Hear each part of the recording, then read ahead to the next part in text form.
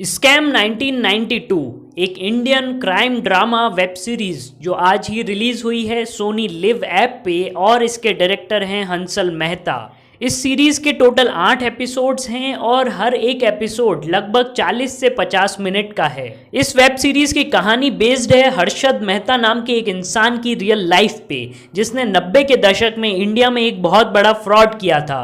Hello and welcome back दोस्तों, आज हम करेंगे इस वेब सीरीज का रिव्यू और एनालिसिस।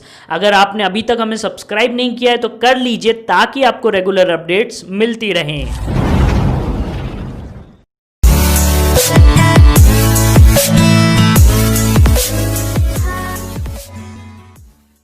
अगर कहानी की बात करें तो कहानी पूरी बेस्ड है हर्षद मेहता की ज़िंदगी पे कि कैसे उसने 1978 से लेके अपना एक बहुत बड़ा एम्पायर खड़ा किया।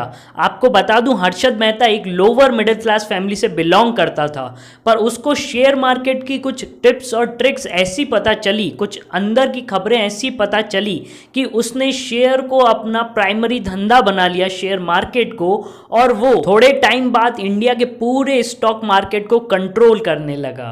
ये कहानी है रैग्स टू रिचेस की, गरीबी से अमीर होने की और अपने सपने पूरे करने की। पर जैसे हमारे यहाँ कहावत है सत्यमेव जयते, हर्षद मेहता की पारी लंबी चली। 1978 से उन्होंने शुरू किया शेयर मार्केट के ज़रिए अपना एम्पायर खड़ा करना और 1992 में उनका पूरा स्कैम और उनका पूरा फ्रॉड पकड़ा गया। और इतना बड़ा फ्रॉड था वो कि इंटरनेशनल लेवल्स पे पकड़ा गया और एक्सपोज हुआ।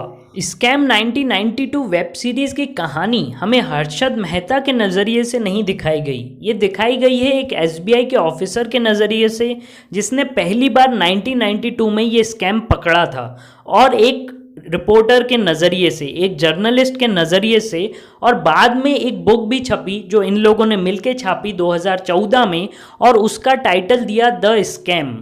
इसे लिखा है देबाशीष बासु ने और सुचेता दलाल ने। तो इस पूरी वेब सीरीज़ की कहानी यही थी, हर्षद मेहता की ज़िंदगी, कैसे वो उड़े और कैसे वो गिर गए। अब बात करते हैं इस वेब सीरीज़ के रिव्यू और एनालिसिस के बारे में। रिव्यू का हमारा पहला पॉइंट है कहानी और स्क्रीन प्ले, कथा और पटकथा। इस वेब सीरीज़ की कहानी ओरिजिनल है, हर्षद मेहता की रियल लाइफ पे बेस्ड है, एक बुक से अडेप्टेड है, तो ये तो हैं सारे इसके गुड पॉइंट्स। पर कहानी प्रेडिक्टेबल भी है, हमें पता है शुरू से ही कि वो थोड़ी देर के लिए उड़ेगा और एट द एंड वापस गिर जाएगा। इस कहानी में बिल्कुल भी मसाला नहीं है, प्लॉट में कुछ भी ट्विस्टिंग, कुछ भी एक्साइटिंग नहीं है, और ये इस स्टोरी के नेगेटिव पॉइंट्स हैं। रिव्यू में हमारा सेकंड पॉइंट है परफॉर्मेंसेस। एक्टिंग के मामले में सबने ही बढ़िया एक्टिंग की है, डिसेंट एक्टिंग की है, जैसा रोल की डिमांड थी वैसी एक्टिंग की है। शरीफ हाशमी का तो मैं ऑलरेडी फ़ैन हूँ ही, श्रेया धनवंतरी ने भी बहुत अच्छी एक्टिंग की है और प्रतीक गांधी ने भी बहुत अच्छी एक्टिंग की है। रिव्यू का हमारा थर्ड और सबसे क्रूशियल पॉइंट है एग्जीक्यूशन। मैं हंसल मेहता सर का फ़ैन हूँ, बहुत बड़ा फ़ैन। अमृता हो, शाहिद हो और भी बाकी सारी मूवीज़ मैं उनका बहुत बड़ा फ़ैन हूँ। पर क्या इस वेब सीरीज़ का एग्जीक्यूशन अच्छा था? मैं कहूँगा नहीं था। For example Wolf of the Wall Street, एक 2013 में अमेरिकन फिल्म आई थी वो, और ये वेब सीरीज़ स्कैम 1992, कहानी बिल्कुल सेम है। स्टॉक ब्रोकर्स की कहानी है जिन्होंने बहुत बड़ा फ्रॉड, बहुत बड़ा घपला किया। पर वो मूवी देखेंगे आप तो 2 घंटे में इतना एक्साइटमेंट है, इतनी अच्छी तरीके से कहानी दिखाई गई है और प्रेजेंट की गई है। माना कि हंसल मेहता सर का स्टाइल अलग है, पर इस बार स्टाइल अलग से थोड़ा नीचे गिर गया है। पहले बेहतर बनाते थे मूवीज़, बेहतरीन बनाते थे, पर ये जो वेब सीरीज़ बनी है इसकी स्टोरी टेलिंग बहुत कमज़ोर है, एग्जीक्यूशन बहुत कमज़ोर है। तो एग्जीक्यूशन के मामले में ये वेब सीरीज़ थोड़ी सी नेगेटिव जाती है।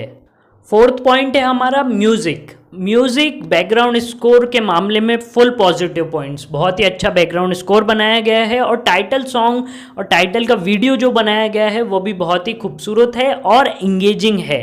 और इसी बात से याद आता है हमारा पांचवा और आखिरी पॉइंट, इंगेजिंग। क्या ये वेब सीरीज़ इंगेजिंग या एक्साइटिंग है? तो मैं कहूँगा नहीं।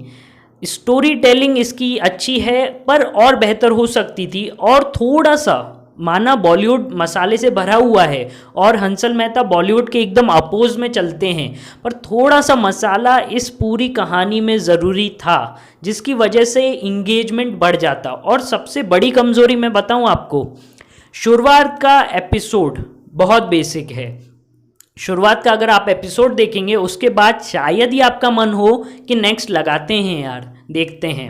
जी हाँ, शुरुआत का एपिसोड बहुत बेसिक है, बहुत बोरिंग सा है। शुरुआत के, मैं तो कहूँगा शुरुआत के 3 एपिसोड बहुत स्लो हैं, बहुत बोरिंग हैं, और 8 एपिसोड में जो कहानी दिखाई है वो 5 एपिसोड्स में दिखाई जा सकती थी।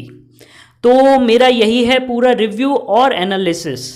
अगर मैं इसे रेटिंग दूँ तो रेटिंग दूंगा 7 आउट ऑफ 10 की। एक एवरेज वेब सीरीज़ है जो मैंने हंसल मेहता सर से एक्सपेक्ट नहीं की थी। मुझे लगा था कुछ बहुत अच्छा बनेगा, पर उतना अच्छा नहीं बन पाया और बेहतर हो सकता था। आप लोग देखिए, आप इंजॉय करेंगे इसको। Thank you, bye bye, signing off, नाम कबीर।